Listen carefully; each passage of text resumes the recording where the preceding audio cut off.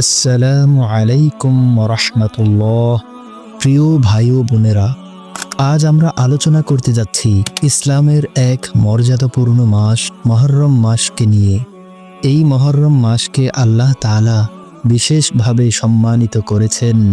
রাসূলুল্লাহ সাল্লাল্লাহু আলাইহি ওয়াসাল্লাম একে বলেছেন, এটি হচ্ছে আল্লাহ তাআলার মাস।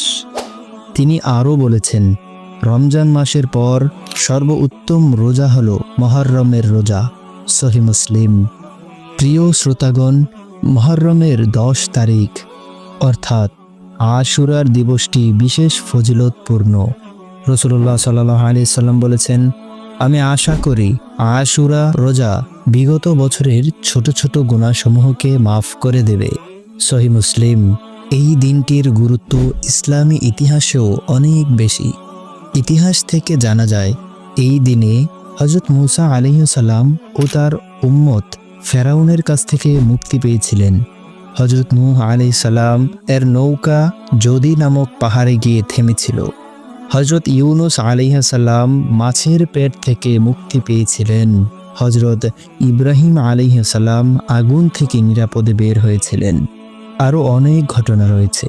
এসব ঘটনার কারণে আশুরা দিন আল্লাহ তাআলার রহমত ও কুদরতের এক নিদর্শন হয়ে রয়েছে।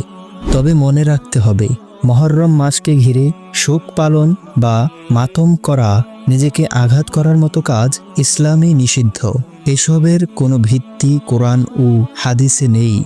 বরং এই মাসের শিক্ষা হলো তওবা ও নফল রোজার মাধ্যমে আল্লাহর নৈকট্য লাভ করা।